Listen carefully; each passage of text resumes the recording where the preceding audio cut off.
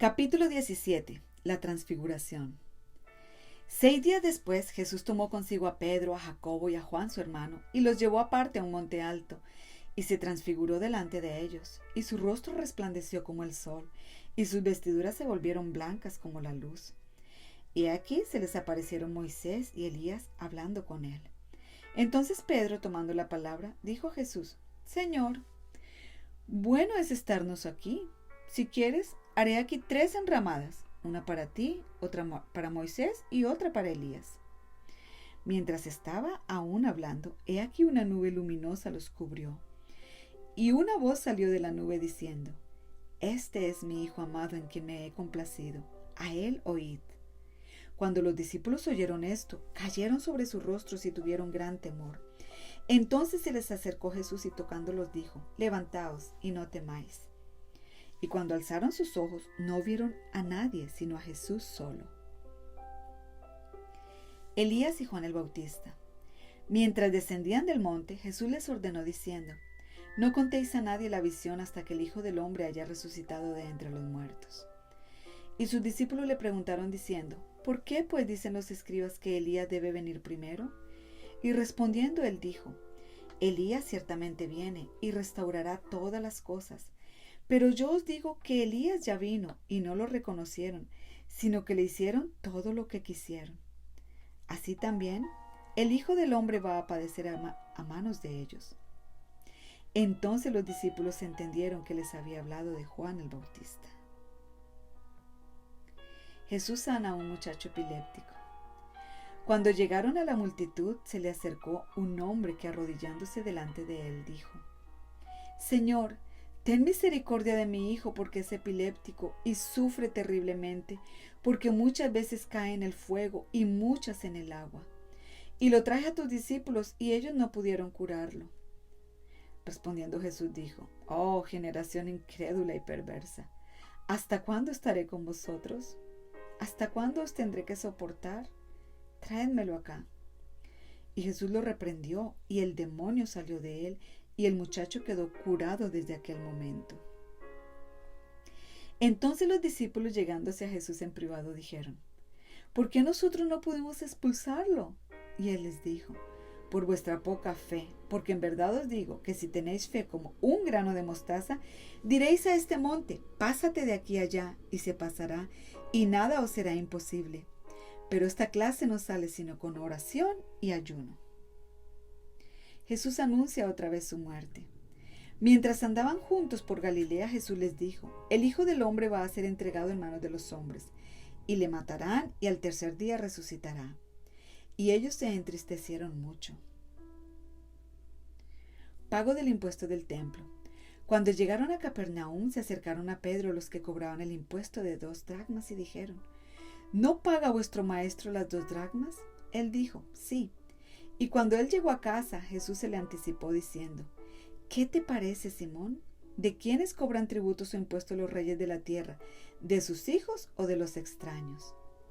Y cuando respondió: de los extraños, Jesús le dijo: Entonces los hijos están exentos. Sin embargo, para que no los escandalicemos, ve al mar, echa el anzuelo y toma el primer pez que salga.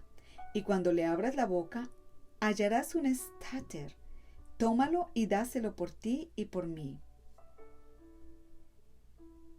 Capítulo 18. El mayor en el reino de los cielos. En aquel momento se acercaron los discípulos a Jesús diciendo: ¿Quién es entonces el mayor en el reino de los cielos? Y él, llamando a un niño, lo puso en medio de ellos y dijo: En verdad os digo que si no os convertís y os hacéis como niños, no entraréis en el reino de los cielos. Así pues, cualquiera que se humille como este niño, ese es el mayor en el reino de los cielos. Y el que reciba a un niño como este, en mi nombre, a mí me recibe. Pero al que haga tropezar a uno de estos pequeñitos que creen en mí, mejor les sería que le colgaran al cuello una piedra de molino de las que mueve un asno y que se ahogara en lo profundo del mar. Ay de los que son piedras de tropiezo. Ay del mundo por sus piedras de tropiezo, porque es inevitable que vengan piedras de tropiezo. Pero ay de aquel hombre por quien viene el tropiezo. Y si tu mano o tu pie te es ocasión de pecar, córtatelo y échalo de ti. Te es mejor entrar en la vida manco o cojo que teniendo 2 manos y 2 pies ser echado en el fuego eterno. Y si tu ojo te es ocasión de pecar, arráncatelo y échalo de ti. Te es mejor entrar en la vida con un solo ojo que teniendo 2 ojos ser echado en el infierno de fuego. Mirad que no despreciéis a uno de estos pequeñitos, porque os digo que sus ángeles en los cielos contemplan siempre el rostro de mi Padre que está en los cielos. Porque el Hijo del Hombre ha venido a salvar lo que se había perdido. Parábola de la oveja perdida. ¿Qué os parece? Si un hombre tiene 100 ovejas y una de ellas se ha descarriado, ¿no deja las 99 en los montes y va en busca de la descarriada? Y si sucede que la haya, en verdad os digo que se regocija más por esta que por las 99 que no se han descarriado. Así, no es la voluntad de vuestro Padre que está en los cielos que se pierda uno de estos pequeñitos. Sobre la exhortación y la oración. Y si tu hermano peca, ve y repréndelo a solas. Si te escucha, has ganado a tu hermano. Pero si no te escucha, lleva contigo a 1 o a 2 más, para que toda palabra sea confirmada por boca de 2 o 3 testigos. Y si rehúsa escucharlos, dilo a la iglesia. Y si también rehúsa escuchar a la iglesia, sea para ti como el gentil y el recaudador de impuestos. En verdad os digo, todo lo que atéis en la tierra será atado en el cielo, y todo lo que desatéis en la tierra será desatado en el cielo. Además os digo que si 2 de vosotros se ponen de acuerdo sobre cualquier cosa que pidan aquí en la tierra, les será hecho por mi Padre que está en los cielos. Porque donde están 2 o 3 reunidos en mi nombre, allí estoy yo en medio de ellos. Importancia del perdón. Entonces se le acercó Pedro y le dijo: Señor, ¿cuántas veces pecará mi hermano contra mí que yo haya de perdonarlo? ¿Hasta 7 veces? Jesús le dijo: no te digo hasta 7 veces, sino hasta 70 veces 7. Parábola de los 2 deudores. Por eso, el reino de los cielos puede compararse a cierto rey que quiso ajustar cuentas con sus siervos. Y al comenzar a ajustarlos, le fue presentado uno que le debía 10,000 talentos. Pero no teniendo él con qué pagar, su señor ordenó que lo vendieran, junto con su mujer e hijos y todo cuanto poseía, y así pagara la deuda. Entonces el siervo cayó postrado ante él, diciendo: ten paciencia conmigo y todo te lo pagaré. Y el señor de aquel siervo tuvo compasión y lo soltó y le perdonó la deuda. Pero al salir aquel siervo, encontró a uno de sus consiervos que le debía 100 denarios, y echándole mano, lo ahogaba diciendo: paga lo que debes. Entonces su consiervo, cayendo a sus pies, le suplicaba diciendo: ten paciencia conmigo y te pagaré. Sin embargo, él no quiso, sino que fue y lo echó en la cárcel hasta que pagara lo que debía. Así que cuando vieron sus consiervos lo que había pasado, se entristecieron mucho y fueron y contaron a su señor todo lo que había sucedido. Entonces, llamándolo su señor, le dijo: siervo malvado, te perdoné toda aquella deuda porque me suplicaste. ¿No deberías tú también haberte compadecido de tu consiervo, así como yo me compadecí de ti? Y enfurecido su señor, lo entregó a los verdugos hasta que pagara todo lo que le debía. Así también mi Padre Celestial hará con vosotros, si no perdonáis de corazón cada uno a su hermano. Capítulo 19. Jesús en Judea. Y aconteció que cuando Jesús terminó estas palabras, partió de Galilea y se fue a la región de Judea al otro lado del Jordán. Y le siguieron grandes multitudes y los sanó allí. Enseñanza de Jesús sobre el divorcio. Y se acercaron a él algunos fariseos para probarle, diciendo: ¿es lícito a un hombre divorciarse de su mujer por cualquier motivo?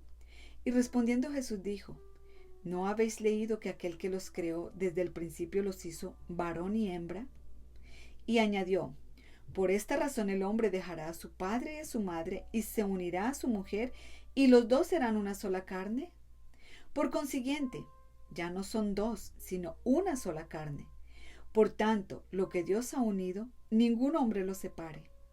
Ellos le dijeron: entonces, ¿por qué mandó Moisés darle carta de divorcio y repudiarla?